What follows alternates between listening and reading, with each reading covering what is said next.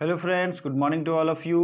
आज है 15 मई और 15 मई के जितने भी सारे टॉप करंट अफेयर्स हैं सबको हम लोग देखेंगे। साथ ही साथ मैप और लगभग 200 से 250 अलग से जीएस के स्टैटिक फैक्ट्स उस करंट अफेयर्स के साथ रिवीजन करेंगे। मैं जितने जीएस के फैक्ट्स बताता हूँ उसमें लगभग आपको 2 से 3 घंटे आपका टाइम बचेगा। तो इस जीएस के फैक्ट्स को देखिए, नोट कीजिए, रिवीजन कीजिए, जिससे आपको हिस्ट्री, पॉलिटी, ज्योग्राफी के सारे फैक्ट्स इजीली याद हो जाएंगे और उसे बार बार रिवीजन करने की ज़रूरत अलग से नहीं पड़ेगी। अगर आप चैनल पे पहली बार हैं तो सब्सक्राइब जरूर कर लीजिए और इस वीडियो को लाइक और शेयर जरूर करिए। जो भी दोस्त हैं उनके पास भेजिए। पीडीएफ डाउनलोड करने के लिए टेलीग्राम जरूर ज्वाइन करें। वनडे एग्जाम पॉइंट पे कल पॉलिटी और ज्योग्राफी के सारे पीडीएफ भी भेज दिए गए हैं। ध्यान दें, वनडे एग्जाम पॉइंट का जो भी लोगों ने ज्वाइन किया है उनको सारे पीडीएफ मिल चुके हैं। ठीक है, तो वनडे एग्जाम पॉइंट की ज्वाइन कर लें उसे। फीफा महिला अंडर 17 विश्व कप कब होगा? तो ये 2020 में होने वाला था, लेकिन कोरोना वायरस की वजह से इसे नेक्स्ट किया गया है, नेक्स्ट ईयर में शेड्यूल किया गया 2021 में। एक चीज़ मैं बता दूं, ये भारत में होने वाला था 2020 में। ठीक है, तो अब कब होगा? 2021 में। भारत में ही होगा लेकिन 2021 में होगा। चलिए, फीफा के बारे में आपको क्या याद है? फीफा का फुल फॉर्म होता है federation day international football association. FIFA ये जो है फुटबॉल ऑर्गेनाइज करने की एक अंतर्राष्ट्रीय संस्था है, जिसकी स्थापना कब हुई थी? 1904 में। और इसके प्रेसिडेंट जो हैं वो कौन है? तो ये है गियानी इन्फेंटिनो। इतने सारे इंपॉर्टेंट इन्फॉर्मेशन आपको याद रखने चाहिए। होगा कहाँ? भारत पे। इंटरनेशनल फैमिली डे कब मनाया जाता है?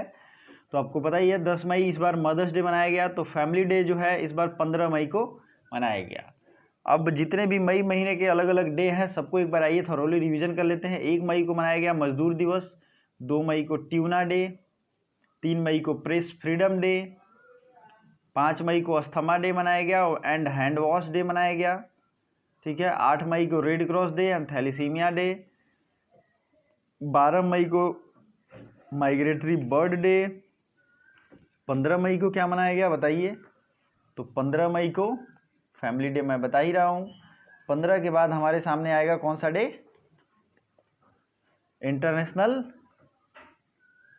अच्छा इसमें बीच में एक टेक्नोलॉजी डे है 11 मई को, ये आप ध्यान रखोगे। 17 मई को फिर आता है वर्ल्ड टेलीकम्युनिकेशन डे। टेलीकम्युनिकेशन जो हम यूज करते हैं, इंफॉर्मेशन सोसाइटी डे भी होता है उस दिन। उसके बाद एंटी टेररिज्म डे होता है 21 मई को। कौन सा डे है? Anti terrorism day. नेक्स्ट है international day for biological diversity, ये है 22 मई को, और 22 अप्रैल को है पृथ्वी दिवस, 22 मार्च को है जल दिवस। तो ये अलग अलग 22 से रिलेटेड डे जो भी हैं आपको ध्यान रखना चाहिए। 27 मई को पंडित जवाहरलाल नेहरू की डेथ एनिवर्सरी है, और International Day of UN peacekeepers, तो ये कब है? ये है 29 मई को, International Day of UN peacekeepers, 29 of May. Next है 31st of May World No Tobacco Day, ये 31 ऑफ मई।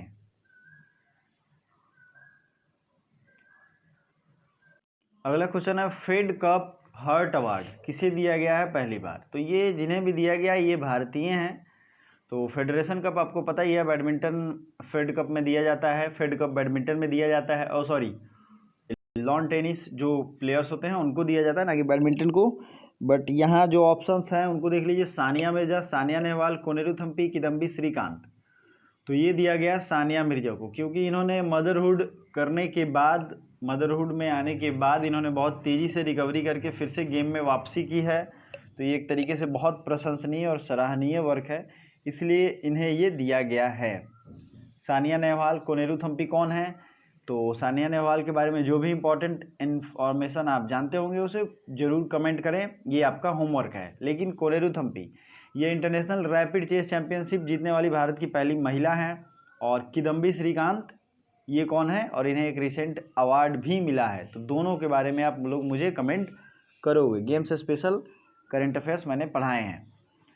नेक्स्ट जो है, अगर आप इस चैनल पे पहली बार हैं तो चैनल को सब्सक्राइब जरूर कर लें इस तरीके के मटेरियल के लिए, और लाइक एंड शेयर जरूर करें, दोस्तों से भी शेयर करें। रिसेंटली किसने भारत और बांग्लादेश के बीच में वर्चुअल कॉन्फ्रेंस का आयोजन किया है?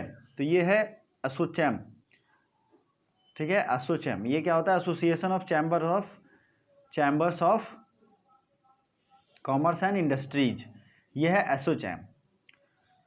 अब इसमें फिक्की भी आपको आता है।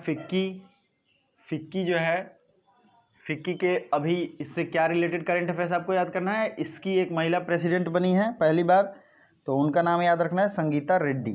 क्या नाम है? संगीता रेड्डी। नेक्स्ट है आरबीआई। तो आरबीआई के 25वें गवर्नर है शक्तिकांता दास। और आरबीआई ने, आपको पता ही है, आरबीआई के गवर्नर्स में अभी रिसेंटली अपॉइंट हुए हैं जो जूनियर्स गवर्नर होते हैं, डिप्यूटी गवर्नर, उसमें विराल आचार्य। और बैंक ऑफ डायरेक्टर्स में अपॉइंट हुए हैं एमडी पात्रा। तो दोनों चीज़ें याद रखेंगे। एक चीज़ आपको ध्यान रखनी है कि रेपो रेट और रिवर्स रेपो रेट ये सब कौन जारी करता है? तो ये रिजर्व बैंक ऑफ इंडिया ही जारी करता है। आइए अब देखते हैं हम यहाँ पे चाइना, इंडिया, रसिया, ये अफगानिस्तान, बट इसमें सबसे इम्पोर्टेंट है बांग्लादेश। तो ये हमारा पड़ोसी देश है। भारत की सबसे ज़्यादा बाउंड्री लगती है बांग्लादेश के साथ, 44,096 किलोमीटर। भारत के जितने भी नॉर्थ ईस्ट के स्टेट हैं सबसे इसकी बाउंड्री लगती है। सबसे ज़्यादा पश्चिम बंगाल के साथ लगती है। और आपको पता ही है 1971 में भारत के सहयोग से इसे आज़ादी मिली थी पाकिस्तान से। इसे ईस्ट पाकिस्तान कहा जाता था। बांग्लादेश की पीएम है शेख हसीना और अब्दुल्ला यहाँ के प्रेसिडेंट हैं। तो ये इंपॉर्टेंट चीज़ें आपको ध्यान रखनी है। शेख अब्दुल्ला जो यहाँ की प्रधानमंत्री हैं, शेख हसीना, ये कौन सी पार्टी से हैं आपको कमेंट करके बताना है, ठीक है। ये आपका होमवर्क क्वेश्चन में पूछा जाता है और तीसरी बार ये पीएम बनी है। आगे फिर देश है एक भूटान। भूटान आप देख लीजिए, बहुत ही छोटा देश है और भारत के साथ इसकी फ्रेंडशिप ट्रीटी है। तो अब क्वेश्चन आता है कि भारत के साथ निम्न में से किस देश की फ्रेंडशिप ट्रीटी है? तो यह भूटान। भूटान की राजधानी है थिम्पू, नगल्ट्रम यहाँ की करेंसी है। नेपाल की राजधानी है काठमांडू और नेपाल से ही माउंट एवरेस्ट स्थित है नेपाल में, और नेपाल से कोसी नदी निकलती है और भारत में आती है।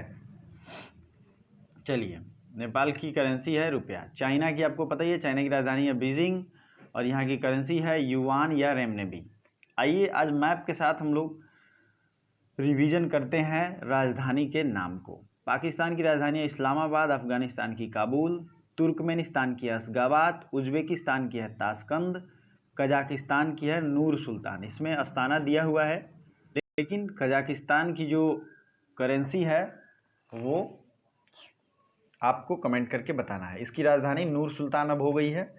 मंगोलिया की राजधानी है उलान बटोर और यहाँ की करेंसी है टोग्रिक, ठीक है। मैंने राज्य, राजधानी और करेंसी पे एक वीडियो लाई थी और उसे बहुत अच्छे से बनाया भी था। उसमें सब पीडीएफ भी मैंने आपको दिया है।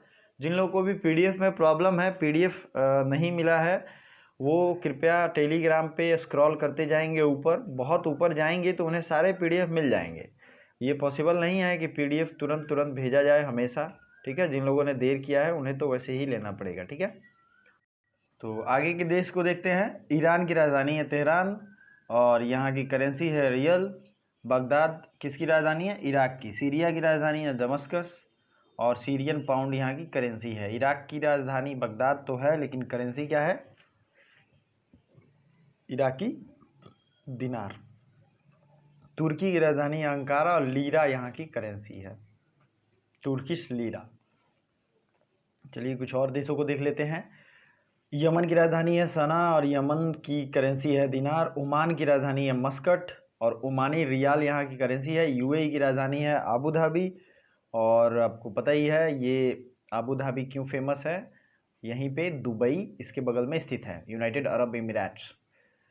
कतर की राजधानी है दोहा और कतरी रियाल जो होता है ये दुनिया में सबसे अच्छी करेंसी मानी जाती है। कुवैत की राजधानी है कुवैत सिटी और कुवैत की होती है दिनार, ठीक है। ये दुनिया में सबसे महंगी करेंसी है। चलिए, तो ये सब चीज़ें हुई। अब आगे बढ़ते हैं और अगले क्वेश्चन की तरफ। आई होप ये वीडियो आपको अच्छी लग रही है। अच्छी लग रही है तो वीडियो को लाइक जरूर करें। भारत और मध्य एशिया के सर्वश्रेष्ठ हवाई अड्डे के खिताब किसे दिए गए हैं? तो आपको पता ही है ये हवाई अड्डा है बेंगलुरु। और भारत के जितने भी महत्वपूर्ण हवाई अड्डे हैं उनका रिवीजन जरूरी है। तो आपको पता है कोची कहाँ है? कोची हवाई अड्डा है केरल में, और ये भारत का पहला पूर्ण रूप से सूर्य पावर से संचालित होने वाला एयरपोर्ट है। लाल बहादुर शास्त्री एयरपोर्ट कहाँ है? तो ये है वाराणसी में। चौधरी चरण सिंह एयरपोर्ट कहाँ है? तो ये है लखनऊ में। ठीक है। और ये जो है बेंगलुरु एयरपोर्ट, इसका राइट आंसर होगा 4। तो छत्रपति शिवाजी इंटरनेशनल एयरपोर्ट या फिर सांता क्रूज भी इसे कहते हैं, कहाँ है? तो ये है मुंबई में। सुभाष चंद्र बोस एयरपोर्ट कहाँ है? तो ये है दमदम जिसे कहते हैं, कोलकाता में। सब ध्यान से सुनते जाइए। इंदिरा गांधी इंटरनेशनल एयरपोर्ट कहाँ है? तो दिल्ली में है। नेक्स्ट जो है अन्ना या मीनाम्बकम इंटरनेशनल एयरपोर्ट, तो ये है चेन्नई में। गुरु रामजी दास इंटरनेशनल एयरपोर्ट है अमृतसर में। बेंगलुरु एयरपोर्ट का नाम क्या है? आपने तो बेंगलुरु जाना, लेकिन इसका नाम है काम्पे गौड़ा। ठीक है। नेक्स्ट है B R Ambedkar International Airport, यह है नागपुर में। और कालीकट इंटरनेशनल एयरपोर्ट है कोझिकोड केरल में। त्रिवेंद्रम एयरपोर्ट कहाँ है? तो यह है तिरुवनंतपुरम में। त्रिवेंद्रम, तिरुवनंतपुरम और काझीकोड भी है केरल में। गोपीनाथ बारदोलोई एयरपोर्ट कहाँ है? गुवाहाटी में। और राजीव गांधी इंटरनेशनल एयरपोर्ट कहाँ है? यह है हैदराबाद में। लोकनायक जयप्रकाश नारायण इंटरनेशनल एयरपोर्ट कहाँ है? पटना में। गोवा इंटरनेशनल एयरपोर्ट कहाँ है? गोवा में। सरदार वल्लभ भाई पटेल इंटरनेशनल एयरपोर्ट कहाँ है? अहमदाबाद में। मैंगलोर तो आपको पता ही है, मैंगलोर एयरपोर्ट है मैंगलोर में। तो आई होप इतने सारे फैक्ट्स, इतने सारी चीज़ें आपकी एक साथ रिवीजन हो गई। अगला क्वेश्चन देखते हैं। 2020 के फ्रीडम ऑफ स्पीच अवार्ड किसे दिया गया है? तो ये है सिद्धार्थ वरदराजन। सिद्धार्थ वरदराजन किस चीज़ से एसोसिएटेड हैं? आप समझ सकते हैं, जर्नलिज्म के क्षेत्र से हैं, लेकिन ये बहुत ही फेमस एक जर्नलिज्म की दुनिया से व्यक्ति हैं। तो इनके बारे में जितना आप जान सकते हैं जानिए, और सर्च करके कमेंट इन्फॉर्मेशन जरूर इकट्ठा कीजिए। ठीक है। Freedom of speech, DW freedom of speech award 2020 Siddharth Varadarajan को दिया गया है। अगला क्वेश्चन है, मनमीत सिंह वालिया का निधन हो गया, वो किस खेल से संबंधित थे? तो मनमीत सिंह वालिया, ये थोड़ा सा यहाँ टाइपिंग मिस्टेक है। मनमीत सिंह वालिया इनका रियल नेम है, और ये टेबल टेनिस से रिलेटेड थे। इनका देहांत हो गया। किस राज्य सरकार ने सभी सरकारी कर्मचारियों के स्थानांतरण पर रोक लगा दी है? तो ये राज्य सरकार है उत्तर प्रदेश। ठीक है। उत्तर प्रदेश ने राज्य सरकार के जितने भी कर्मचारी हैं उनके अभी पोस्टिंग और डिप्यूटेशन जो है उन पर रोक लगा दी है कोरोना वायरस के संक्रमण की वजह से।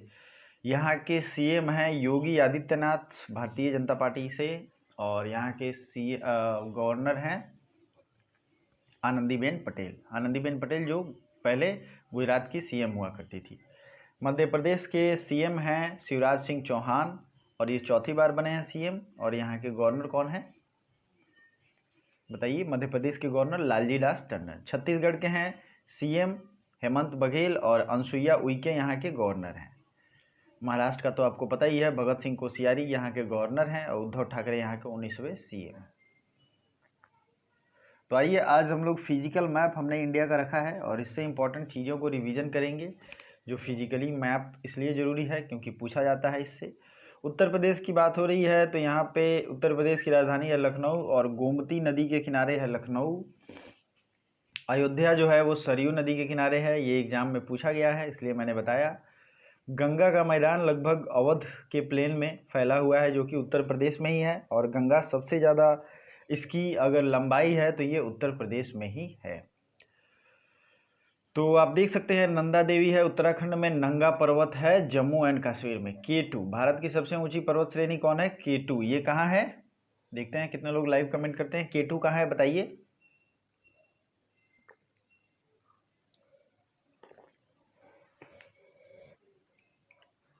तो ये है जम्मू एंड कश्मीर में। आपको ध्यान रखना चाहिए। कंचनजंगा कहाँ है? सिक्किम में। गारो खासी जयंतिया कहाँ है? मेघालय में। मिजो हिल्स कहाँ है? तो मिजो हिल्स है मिजोरम में। बट पटकाई बूम अगर पूछा जाए तो पटकाई बूम है अरुणाचल प्रदेश में।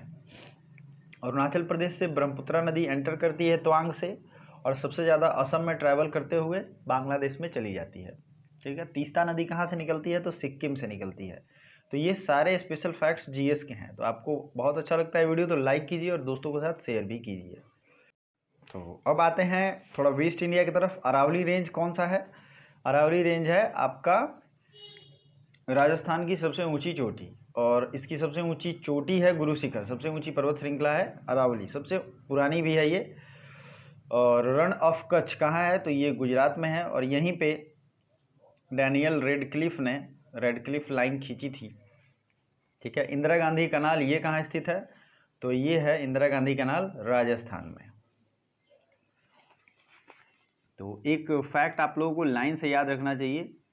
ठीक है। विंध्य के नीचे है सतपुड़ा, तो विंध्य हो गया, सतपुड़ा हो गया, छोटा नागपुर, प्लेट्यू, सुंदरबन डेल्टा आपको यहाँ दिख रहा है। भारत की सबसे बड़ी और सबसे खारे पानी की झील है चिल्का झील उड़ीसा में।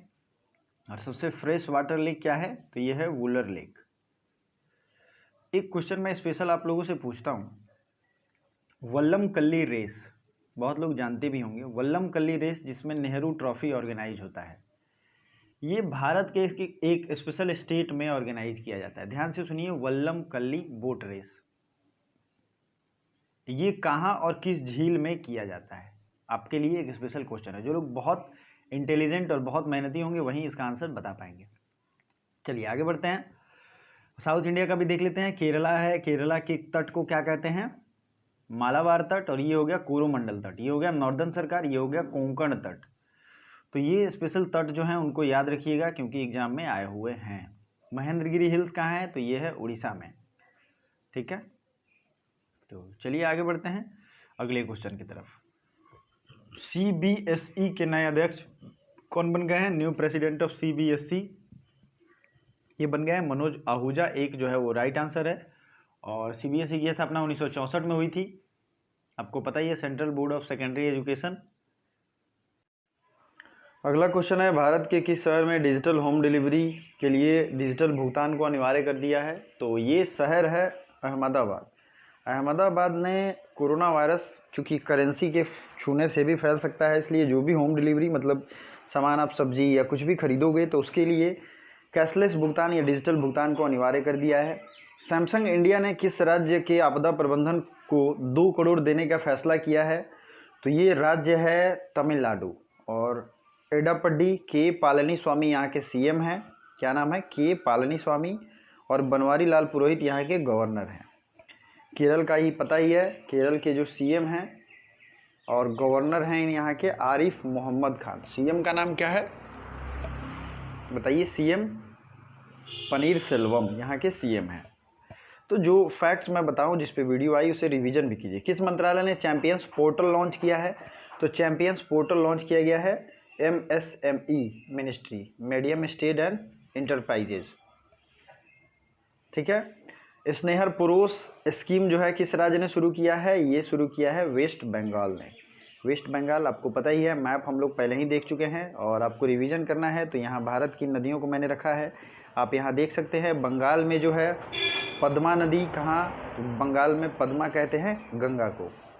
तो ये सब आप रिवीजन के लिए आपके काफ़ी। आप लोग पहली बार अगर चैनल पर विजिट किए हैं तो सब्सक्राइब जरूर कर लें। डेली नोटिफिकेशन के लिए बेल आइकन को दबा लें। fidchess.com ऑनलाइन नेशंस कप किसने जीता है? तो ये चीन ने जीता है अमेरिका को हरा के।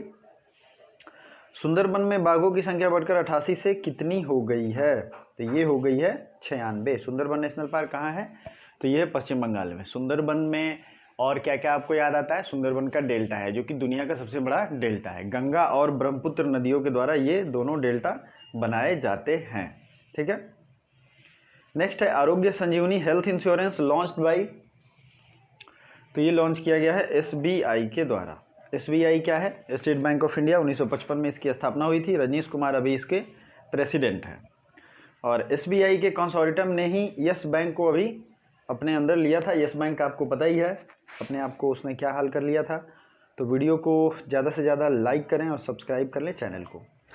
लास्ट क्वेश्चन है आपके लिए, दुनिया का सबसे बड़ा स्मार्ट वॉच कंपनी सैमसंग है, यहाँ मैंने आंसर कर दिया। लेकिन सैमसंग की स्थापना किसने की थी, कब की थी और ये किस देश की कंपनी है, इसका राइट आंसर जो भी है आप लोग कमेंट करोगे। मेनली सैमसंग के बारे में टोटल इन्फॉर्मेशन आप लोगों को रखनी है, क्योंकि सैमसंग ने अभी ऊपर तमिलनाडु को भी बहुत सारे डोनेशन 2 करोड़ रुपए देने की घोषणा की थी। आपको यहाँ दिख रहा है ना सैमसंग इंडिया, तो आपको ये पूरा डिटेल उसके बारे में जानकारी प्राप्त करके रखना है। तो thank you so much for watching till the end.